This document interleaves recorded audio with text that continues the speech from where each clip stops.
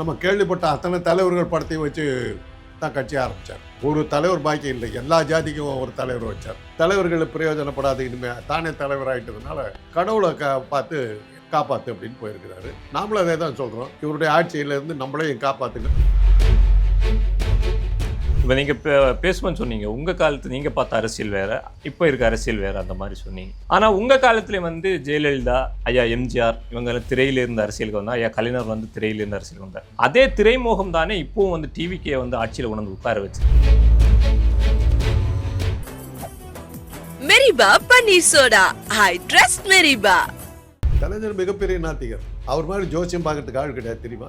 துல்லியமாக சொல்லுவார். உங்களை பார்த்துட்டு உங்களை கைரேகையை பார்த்து கிளீனாக சொல்லுவார், உங்களுக்கு இது நடக்கும் இது நடக்காது. கடவுள் மறுப்பு ஒரு காலத்தில் உங்கள் காலத்தில் ஒரு ஃபேஷனாக இருந்து அப்படின்னு சொல்கிறீங்க. அதே கடவுள் மறுப்பை பேசின அரசியல் கட்சிகள் இன்னைக்கு ஆன்மீக பாதையை நோக்கி திரும்புது.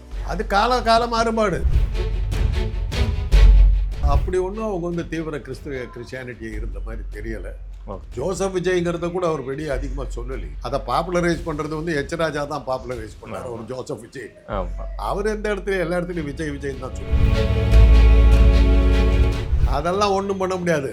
அரசியலையும் ஜோதி எடுத்து நீங்கள் பிரிக்கவே முடியாது. ஜோசியம் கேட்காத அரசியல்வாதி ஒருத்தனை காட்டுங்க பார்க்கலாம். நான் சொல்லி தான் விஜய் மந்திரி ஆனார்னு ஒரு ஜோசியம் சொல்லுவாங்க, கேட்டுக்க வேண்டியதுதான்.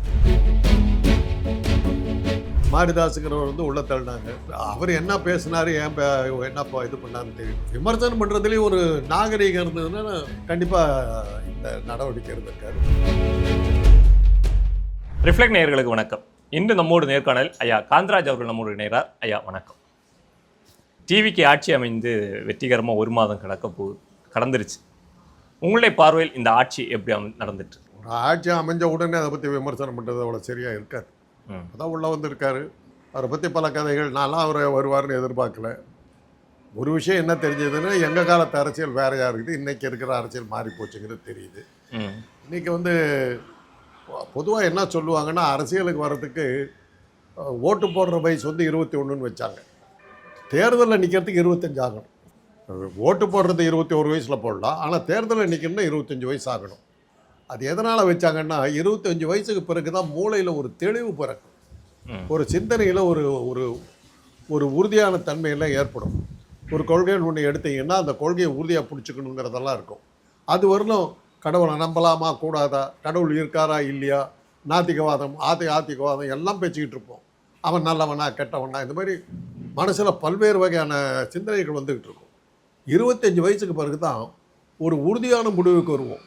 நாம் இப்படித்தான், நமக்கு இது தான் பிடிக்கும் அப்படிங்கிற ஒரு உறுதியெல்லாம் வரும். அதனால தான் 21 வயசுங்கிறது ஓட்டு போடுறதுக்கு எலெக்ஷனில் நீங்கள் என்ன 25 வயசு ஆகணும்னு வச்சாங்க. 50 வயசு ஆகிடுச்சுன்றாங்க. ஆமாம், விஜய்க்கு இல்லையா 50 வயசுக்கு மேலே ஆயிடுச்சு. அதனால் அவர் முதிர்ச்சி தான், வயசாகி தான் வந்திருக்காரு. கடவுள்கிட்டையெல்லாம் போகிறாருனாக்கா அவர் அரசியலுக்குள்ளார வரும்போது நீங்கள் பார்த்தீங்கன்னா, நம்ம கேள்விப்பட்ட அத்தனை தலைவர்கள் படத்தையும் வச்சு தான் கட்சி ஆரம்பித்தார். ஒரு தலைவர் பாக்கி இல்லை, எல்லா ஜாதிக்கும் ஒரு தலைவர் வச்சார். அஞ்சலையம்மான்னு யாரும் கேள்விப்படாத ஒரு அம்மா, அவங்கள கூட கூப்பிட்டு அந்தம்மா படத்தையெல்லாம் வச்சு வன்னியர் ஓட்டு வாங்கணுங்கிறதுக்காக அது மாதிரி வச்சு ஆரம்பித்தார். இப்போ தலைவர்கள் பிரயோஜனப்படாத இனிமே தானே தலைவர் ஆகிட்டதுனால கடவுளை பார்த்து காப்பாற்று அப்படின்னு போயிருக்கிறாரு. நாமளும் அதே தான் சொல்கிறோம், இவருடைய ஆட்சியிலேருந்து நம்மளையும் காப்பாற்றுங்கன்னு அதே கடவுள்கிட்ட நாமளும் சேர்த்து வேண்டியது, அவ்வளோதான். ஓகே, இப்போ ஐயா விஜய் அவரோட கடவுள் பற்றி பேசுறதுக்கு முன்னாடி எனக்கு இன்னொரு கேள்வி. இப்போ நீங்கள் பேசுவோன்னு சொன்னீங்க, உங்கள் காலத்து நீங்கள் பார்த்த அரசியல் வேறு, இப்போ இருக்க அரசியல் வேறு, அந்த மாதிரி சொன்னீங்க. ஆனால் உங்கள் காலத்தில் ஜெயலலிதா, ஐயா எம்ஜிஆர் இவங்க திரையில இருந்த அரசியலுக்கு வந்தால், ஐயா கலைஞர் திரையில இருந்த அரசியலுக்கு வந்தார். அதே திரைமுகம் தானே இப்போவும் டிவிக்கே ஆட்சியில் கொண்டு உட்கார வச்சிருக்கு. அதைத்தான், அந்த வித்தியாசத்தை தான் அவங்களுக்கு சொல்ல வர்றேன். உங்கள் மாதிரி இளைஞர்களுக்கு எல்லாம் சினிமாவிலேருந்து அவங்க கண்டுபிடிக்கிறீங்க. சினிமாவுக்கு உடனே அவங்கெல்லாம் வரலை. இந்த காலத்துல எல்லாம் என்னென்னா, அரசியல் மாநாடுகளில் காலையிலேருந்து சாயந்தரம் வரணும் அரசியல் பேசுவாங்க. காலையில் கொடியேற்றுறதால் ஆரம்பிச்சப்போ 2 நாள் நடக்கும். திராவிட இயக்க மாநாடுகளில் 2 நாள் நடக்கும். 2 நாள் நடக்குதுன்னா 3 நாள் நடக்கும். ஆக்சுவலாக முதல் நாள் ஊர்வலம் போவாங்க. கட்சி ஊர்வலம் போவோம், மாநாட்டு ஊர்வலம். அது ஊரே சுற்றி அடித்து இது பண்ணுவாங்க. சேலத்தில் நடந்ததுன்னா எங்கள் குதிரையில் தான் எம்ஆர் ராதா எங்கள் குதிரையில் ஏறிட்டு தான் கூட்டத்தை ஒழுங்குபடுத்திட்டு ஊர்வலம்லாம் கூப்பிட்டு போவார். அப்புறம் அந்த கழகத்தினுடைய கொள்கை அடிப்படையில் இருக்கிற பல அலங்கார வண்டிகள்லாம் அந்த ஊர்வலத்தில் கலந்துக்கும். அப்படித்தான் ஒரு தடவை என்ன ஆச்சுன்னா, தீவிரமான நாத்திகம் பேசின கட்சி இல்லையா திராவிட கழகம். திராவிட கழக மாநாட்டில் அவங்க என்ன பண்ணாங்க, ராமாயண காட்சிகள்னு போட்டு வண்டியில் ஏற்றிட்டு போயிட்டாங்க. ராமன் நின்றுக்கிட்டு கறி சாப்பிட்டுக்கிட்டு இருப்பார், இவ்வளோ பெரிய எலும்பு இதுக்கு சாப்பிட்டுக்கிட்டு இருப்பார். சீதை லக்ஷ்மண மடியில் சீதை படுத்திருப்பாள். படுத்துக்கிட்டு அவங்க 2 பேர் லக்ஷ்மணன் கையில் வந்து மது இருக்கும், அது எழுதியிருக்கும் சுராபானம் அப்படின்னு எழுதியிருக்கும், மாட்டுக்கறி அப்படின்னு எழுதியிருக்கும். இது மாதிரி போயிட்டாங்க. அதை வந்து வட இந்திய பத்திரிக்கை இல்லஸ்ட்ரேட்டட் வீக்லிங்கிற ஒரு பத்திரிக்கை அதை அப்படியே பிக்சரைஸ் பண்ணி திராவிட இயக்கம் வந்து இந்து மதத்தை கேவலப்படுத்துது, ராமாயணத்தை கேவலப்படுத்துதுன்னு இது பண்ணிட்டாங்க. 71ஆம் வருஷம் எலெக்ஷன் டைமில் பெரிய விஷயமாக மாறிச்சது. இப்படி இந்துக்களுக்கு விரோதியாக இருக்கிற இந்த கட்சிக்காக ஓட்டு அப்படி சொல்லி பயங்கரப்படுத்திட்டாங்க. ஏறத்தாழ திமுக 67 வந்த திமுக 71 போயிடுங்கிற அளவுக்கு போயிடுது. ஆனால் என்ன ஆச்சுன்னா, அந்த எலெக்ஷனில் தான் இன்றைக்கி வரலும் அந்த சாதனையை முறியடிக்கலை, எந்த கட்சியுமே முறியடிக்கலை. 234 தொகுதியில் 184 தொகுதிகளில் திமுக ஜெயிச்சது. நம்ம அந்த கடவுள் அரசியல் அப்படிங்கிறது வந்து தமிழ்நாட்டில் எடுபடலை. அது அவ்வளவு பண்ணி காமராஜர் ராஜாஜி எல்லாம் ஒன்றா சேர்ந்து திமுக ஒழிக்கணும்னு இது பண்ணி பத்திரிகைகளும் கருத்து கணிப்பெல்லாம் பிச்சு உதறிட்டாங்க. திமுக அழிந்ததுன்ட்டாங்க.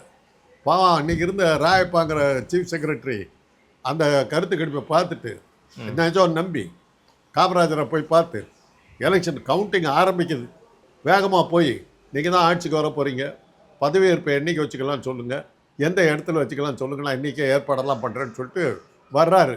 9 மணிக்கு போய் அவரை பார்க்குறாரு, 10 மணிக்கு வர்றாரு. வந்தாக்கா ட்ரெண்டு வருது, காங்கிரஸுங்கிற பேரையே காணும். எங்கே எடுத்தாலும் திமுக வெற்றி, திமுக வெற்றி, திமுக வெற்றின்னு. அதான் கலைஞர் எழுதினார், ஏயா இந்த பதவிக்காக நீ எத்தனை தடவை ஏன் விட்டு கலைஞ்சிருப்ப, பதவி போதுன்னு அவ்வளோ அவதி அவனுக்கு அப்படின்னு கேட்டார். அது மாதிரி ராயப்பா வீட்டுக்கு போன கதையெல்லாம் உண்டு, இதெல்லாம் உண்டு. அதாவது காலையிலேருந்து சாயந்தரம்லாம் அரசியல் பேசுவாங்க, ஒவ்வொருத்தருக்கும் ஒரு டாபிக் கொடுப்பாங்க. ஒரு ஒரு ஒரு ஒரு செக்ஷன் பூராமல் வந்து மகளிருக்கான இதுன்னு வச்சு பெண்களே பேசுவாங்க பூரா. அது மாதிரி இருக்கும். எப்படி மாநாட்டில் எப்படி இருப்பாங்கன்னா, பந்தல் தானே, கூரை பந்தல். ஸோ அந்த இதுலாம் மூங்கில் எல்லாம் இது தூரி கட்டி குழந்தைங்களெல்லாம் வச்சுக்கிட்டு குழந்தைங்களோட வந்து உட்காந்து பங்கெடுத்துக்குவாங்க மாநாட்டில். குடும்பமாக வருவாங்க. ராத்திரி 9 மணிக்கு எம்ஆர் ராதா ட்ராமாவோ, கேஆர் ராமசாமி ட்ராமாவோ அல்லது என்எஸ் கிருஷ்ணனுடைய கதா காலட்சேபமோ ஏதோ ஒன்று ராத்திரி நடக்கும். இந்த ட்ராமாவெல்லாம் வந்து ஒரு பகுதியாக இருந்தது ஒழி தொழிலாக இல்லை. வேலைக்காரி படத்துக்கு அப்புறம் வந்தது வந்து பராசக்தி. உங்களுக்கே தெரியும், தமிழ் சினிமா உலகத்தையே புரட்டி போட்டுச்சு. அதுலேயும் நாத்திக கருத்துக்கள் பிச்சு உதறிச்சு. குழந்தையை கொன்றது குற்றம், உனக்கு அதுக்கு தண்டனை உண்டுன்னு ஜட்ஜி. நான் பெற்றேன் குழந்தை, நானே கொன்றேன், சிவபெருமானுக்காக தன் பிள்ளையை பலி கொடுத்த சிறு தொண்டன் வந்து நாயனார்னு கும்பிடுறீங்களா, அது பரவாயில்லையா? 7 குழந்தைகள் அது கிணத்துல தள்ளி கொண்டாட நல்ல தங்க கதை, அதை காலச்சபம் போட்டிருக்கீங்களா, அது நல்லா இருக்குதா? எனக்கு நானே பசியில் இருக்கிறேன், நான் எங்கேருந்து பால் கொடுப்பேன்? என்கிட்ட பால் இல்லை, என் பிள்ளை என்ன ஞான சம்பந்தனா பார்வதி வந்து பால் கொடுக்கறதுக்கு? இப்படியெல்லாம் வசனங்கள், இந்த வசனம் இப்படியெல்லாம் பேசுனாங்க. அன்னைக்கு என்ன ஒரு ஃபேஷன் தெரியுங்களா? அன்றைக்கி இருந்த இளைஞர்களுக்கு ஐ டோன்ட் பிலீவ் காட் அப்படிங்கிறது ஃபேஷன். இப்போ நாத்திகம் பேசுறது ஃபேஷன், அந்த அளவுக்கு போச்சு. சினிமாங்கிறது ஒரு பகுதி தான், அரசியலில் அதை பயன்படுத்தினாங்க. காமராஜர் அதை வந்து பரிசு பண்ணார், நாடகமாடிகள் நாடாளலாமான்னார். அப்போ அவர் கேட்டார், அண்ணா கேட்டார், சத்தியமூர்த்தி என்னவா இருந்தாருன்னு கேட்டார். சத்தியமூர்த்தி ட்ராமா போட்டுக்கிட்டு இருந்தவர், அவர் தான் காமராஜருடைய குரு. அவர் என்னவா இருந்தார் அப்படின்னு கேட்டார். அப்போ அவர் நாடகம், அந்த நாடகமாடி இது பண்ணால் நம்ம வரக்கூடாது அப்படின்னு கேட்டார். அதெல்லாம் சொல்லி ஆக சினிமாங்கிறது அவங்களுக்கு வந்து ஒரு பகுதியாக இருந்ததை விட முழு நேரம் இல்லை. எம்ஜிஆர் அப்படி தான், திராவிட திமுக அவருடைய பொருளாளராக இருந்தார், சினிமா அவருடைய தொழில், முழு நேர இதாக. அதே தான் ஜெயலலிதாவும் அப்படி தான். அவங்க சினிமாவில் இருந்தவரெலாம் அரசியலுக்கு வரல, சினிமா விட்டு வேலையை வீட்டில் உட்காந்துருந்தாங்க. அதுக்கப்புறம் தான் அந்த அம்மாவை எம்ஜிஆருக்கு அரசியலுக்கு கூட்டிகிட்டு வந்தார், சத்துணவு அமைப்பாளரை போட்டார், அப்புறம் வந்து கொள்கை பரப்பு செயலாளர் பார்த்தார். அப்புறம் தான் அவங்க அரசியலுக்கு வந்தாங்க. சினிமாவிலேருந்து டைரெக்டாக வரல. இவர் மாதிரி நேரடியாக சினிமாவிலேருந்து அப்படியே சினிமாவுக்கு வந்தவங்க யாரும் இல்லை. அப்படி வந்தது அவரும் மக்களை சந்திச்சிருக்காருல்ல. இந்திய அரசியலில் ம். சினிமாவிலிருந்து எந்த அரசியல் கலப்பும் இல்லாமல் நேரடியாக வந்து ஜெயிச்சது யாருன்னு எடுத்தீங்கன்னா என்.டி. ராமராவ். கட்சி இன்னைக்கு ஆரம்பித்தார், 3 மாதத்தில் கட்சியை வளர்த்தி சீஃப் மினிஸ்டராக வந்து உட்காந்தார். அது ரெக்கார்டு. அதுக்கு அடுத்தா அப்படி இவர் கட்சி ஆரம்பித்தார். என்ன ஆரம்பித்தாருன்னு என்னன்னு தெரியல. இன்றைக்கி வரல அவருடைய கொள்கை என்னன்னு நமக்கு தெரியாது. எந்த லட்சியத்துக்காக கட்சி ஆரம்பித்தாருன்னு தெரியாது. என்ன பண்ணிகிட்டு இருக்காருன்னு தெரியல. யாரை பார்க்குறாருன்னு தெரியல. தினசரி யாரையோ பார்த்துக்கிட்டு இருக்காரு. நல்லா சூட்டு கோட்டில் அழகாக வர்றாரு, ஸ்டைலாக இருக்கார். அவ்வளோதான் நம்ம பார்த்துக்கிட்டு இருக்கோம். என்ன பண்ண போகிறாருன்னு தெரியல. பார்க்க ஓகே. இப்போ கடவுள் மறுப்பு வந்து ஒரு காலத்தில் உங்கள் காலத்தில் ஒரு ஃபேஷனாக இருந்து அப்படின்னு சொல்கிறீங்க. அதே கடவுள் மறுப்பை பேசின அரசியல் கட்சிகள் இன்றைக்கி வந்து ஆன்மீக பாதையை நோக்கி திரும்புது. அது கால மாறுபாடு. ஒரு சீசனுக்கு பிறகு இப்போது ஸ்டாலின் இருக்கிறார். அவர் சாமி கும்பிட்றதில்ல. அவர் மனைவி துர்கா எல்லா கோயில்லையும் பார்க்குறாங்க. இப்போ என் வீட்டில் நான் வந்து சாமியை பற்றி கவலைப்பட்டுக்கிறதில்ல. என் மனைவி எல்லா கோயிலுக்கும் போவாங்க. அது அவங்களுடைய சுதந்திரம். அதில் நான் தலையிட முடியாது. இப்போ என் என்னுடைய பிள்ளைகள்லாம் இருக்காங்க.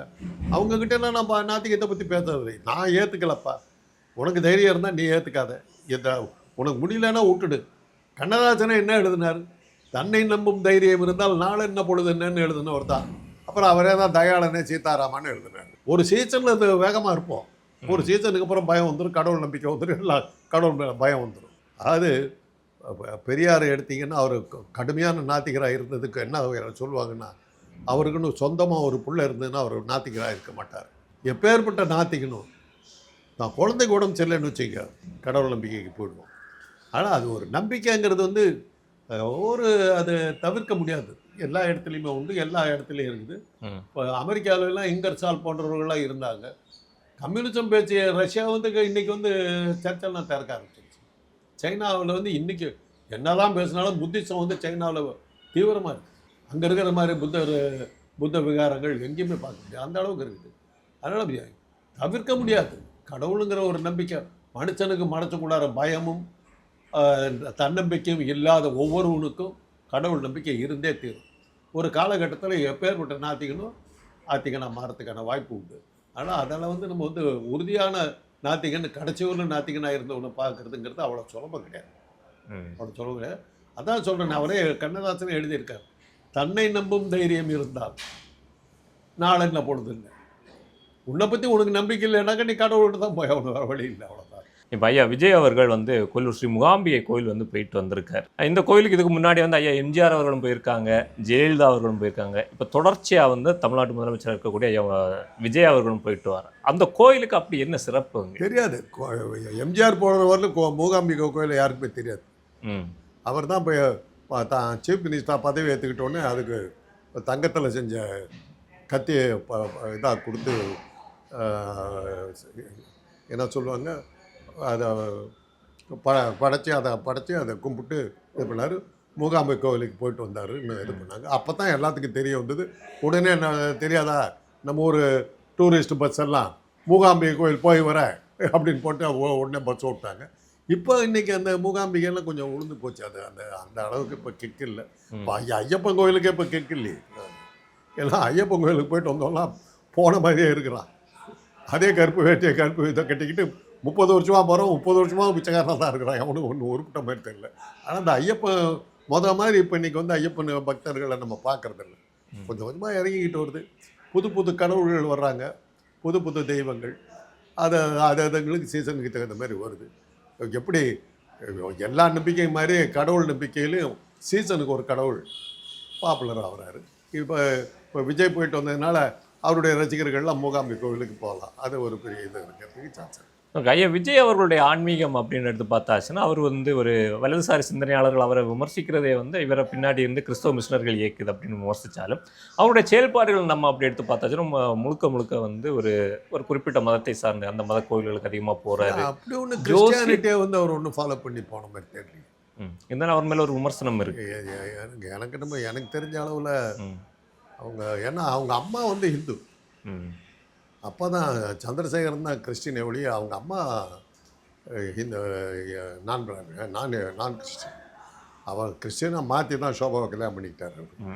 அதனால் அவருக்கு அதில் சில அவர் எனக்கு தெரிஞ்ச அளவில் அவர் ஒரு காலத்தில் ஒரு சாதாரணமாக இருந்த காலத்தில் எனக்கு அவங்க குடும்பம் தெரியும் எனக்கு. அப்படி ஒன்றும் அவங்க வந்து தீவிர கிறிஸ்டியானிட்டி இருந்த மாதிரி தெரியலை. ஓகே. ஜோசப் விஜய்ங்கிறத கூட அவர் வெளியே அதிகமாக சொல்லலை. அதை பாப்புலரைஸ் பண்ணுறது வந்து ராஜா தான் பாப்புலரைஸ் பண்ணார் ஒரு ஜோசப் விஜய். ஆமாம். அவர் எந்த இடத்துலையும் எல்லா இடத்துலையும் விஜய் விஜய்ன்னு தான் சொல்லிட்டு இருந்தார். அதனால் கிறிஸ்டியானிட்டி அந்த மத கோட்பாடுகளை வந்து தன்னுடைய அரசியலில் திணித்த மாதிரி என்னுடைய இன்றைக்கி வந்து பார்த்த செய்திகளை வச்சு பார்க்கும்போது அந்த கிறிஸ்டியானிட்டியை பரப்புறதுக்கு அவர் எதுவும் செஞ்ச மாதிரி தெரியாது. இல்லை, அவருடைய செயல்பாடுகள் வந்து அதுக்கு எதிர்மாறாக இருந்தாலும் அவர் ஜோதிடர் ஒருத்தர் கூட வச்சிருக்காரு. அவருக்கு வந்து அரசுலே வந்து ஒரு பதவி கொடுக்குறாரு. ஒரு விமர்சனத்துக்கு அப்புறம் வந்து அதை வந்து திரும்ப பெறுறாங்க. அதெல்லாம் ஒன்றும் பண்ண முடியாது. அரசியலையும் ஜோதிடத்தையும் நீங்கள் பிரிக்கவே முடியாது. ஜோசியம் கேட்காத அரசியல்வாதி ஒருத்தனை காட்டுக்கு பார்க்கலாம். உங்களுக்கு ஒரு விஷயம் தெரியுமா? கலைஞர் மிகப்பெரிய நாத்திகர். அவர் மாதிரி ஜோசியம் பார்க்கறதுக்கு ஆள் கிடையாது தெரியுமா? துல்லியமாக சொல்லுவார். உங்களை பார்த்துட்டு உங்களை கைரேகையை பார்த்து க்ளீனாக சொல்லுவார். உனக்கு இது நடக்கும், இது நடக்காது. கைரேகை பார்க்க தெரியும். அவ்வளோ அற்புதமாக அவருக்கு ஜோசியம் தெரியும். அதெல்லாம் அவங்க வெளியில் காட்டிக்கல. அவருக்கு ஜோசியம் தெரியுங்கிறது அவருடைய குடும்பத்துக்கே தெரியுமா என்னங்கிறது எனக்கு தெரியாது. ஏன்னா அவருக்கு ஜோசியம் பார்த்த அவங்க ஒரு குரூப்பு எனக்கு ரொம்ப ஃப்ரெண்டாக இருந்தாங்க. பாக்கெட்டில் ஒரு பேனா வச்சுருந்தார். அது ஒரு இதை வச்சு ஒரு தாயத்தை ஒன்று உள்ளே போட்டு அந்த பேனாவை பாக்கெட்டில் வச்சுருந்தார். அதெல்லாம் இருக்குது. அப்புறம் கடைசியில் வந்து அந்த மஞ்சள் துண்டு போட்டார். அதுவும் ஜோதிடருடைய ஆலோசனையில் போட்டது தான். ஓகே. அதெல்லாம் எல்லாமே ஒரு காலத்தில் மாறுறதுக்கு எல்லாம் இருக்கும். அப்போ இதுக்கு முன்னாடி இருந்த முதலமைச்சர்கள் என்ன பண்ணாங்கோ அதே தான் வந்து விஜய் அவர்களும் ஃபாலோ பண்ணிட்டு அவ்வளோதான். அதில் ஜோசியம் கேட்காம இருக்கவே மாட்டாங்க. ஜோதிடர்களே வந்துடுவாங்க. அவங்களுக்கு பொழப்பு ஒன்றும் இல்லை. ஆமாம். நான் சொல்லி தான் விஜய் வந்து மந்திரி ஆனார்னு ஒரு ஜோசியம் சொல்லுவாங்க. கேட்பான், கேட்டுக்க வேண்டியது தான். அந்த காலத்தில் எங்கள் காலத்துல எல்லாம் ரோட்டில் பார்த்தீங்கன்னா நிறையா இந்த நடைபாதை ஜோசியர்கள் நிறையா இருப்பாங்க. பார்த்தீங்கன்னா ஃபோட்டோஸ் பின்னாடி மாட்டி வச்சுருப்பாங்க. உலகத்தில் இருக்கிற பெரிய தலைவர்களை கையெல்லாம் பார்த்த மாதிரி ஃபோட்டோ வச்சுருப்பாங்க. அது மாதிரி வச்சுருப்பாங்க. ஒரு கிளி ஜோசியம் இன்றைக்கி அதெல்லாம் காணும். இன்றைக்கி அதெல்லாம் இல்லாமல் போயிடுச்சு. ஸோ ஜோசியத்தில் நம்ம இந்தியர்கள் வந்து ஜோசியத்துலேருந்து அவங்கள விடுபடவே முடியாது. இப்போ இந்த வயசுலேயே எனக்கு வந்து கேட்டால் என்னான்னு ஒரு யோசனை வருது. இந்த வயசுக்கு மேலே நமக்கு ஜாதகம் இருக்குதாங்கிறது தெரியல. அதனால் நான் கேட்கல. இனி வாழ்ந்து என்ன பண்ண போகிறோங்கிற ஒரு காம்ப்ரமைஸ் வந்ததுனால நம்ம கேட்கறது இல்லை. அதனால் ஒரு எதிர்காலத்தை பற்றி பல கனவுகள் இருக்கவங்க வந்து ஜோசியம் கேட்காம இருக்க மாட்டாங்க. அது மனித இயல்பு. அதை தவிர்க்க முடியாது. ஓகே. இதுக்கு முன்னாடி இருந்தவங்க என்ன ஃபாலோ பண்ணுறாங்களோ அதே தான் இவரும் ஃபாலோ பண்ணுறாரு. ஜோசிய விஷயமா இருந்தாலும் சரி, எந்த விஷயம் அரசியல் ரீதியாக எந்த விஷயத்தை எடுத்து பார்த்தாலும் அதுதான் நமக்கு தெரியுது. கூடவே வந்து அரசுக்கு எதிராக பேசக்கூடியவர்களை வந்து தொடர்ந்து கைது செய்யப்படக்கூடிய ஒரு விஷயத்தை வந்து நம்ம ஒன்றும் பண்ண முடியாது. எதுக்கிறவங்களை வந்து ஒரு மாரிதாஸுங்கிறவர் வந்து உள்ள தள்ளினாங்க. அது சகிப்புத்தன்மைங்கிறது அவர் என்ன பேசினார், என்ன இது பண்ணாருன்னு தெரியணும். விமர்சனம் பண்ணுறதுலேயும் ஒரு நாகரிகம் இருந்ததுன்னா கண்டிப்பாக இந்த நடவடிக்கை இருந்திருக்காரு. நாகரிகத்துக்கு அப்பாற்பட்டு தனிப்பட்ட முறையில் தாக்குதல்கள் ஏதாவது பண்ணியிருந்தாக்கா நடவடிக்கை எடுத்திருந்தாங்க. நம்ம தப்புன்னு சொல்ல முடியாது. சரி, ஓகே ஐயா. உங்கள் நேரத்தை எங்களுக்காக செலவிட்டு நிறைய விஷயங்களை வந்து எங்களோட பகிர்ந்துட்டீங்க. நன்றி ஐயா. மெரிபா பன்னீர் சோடா. I trust மெரிபா.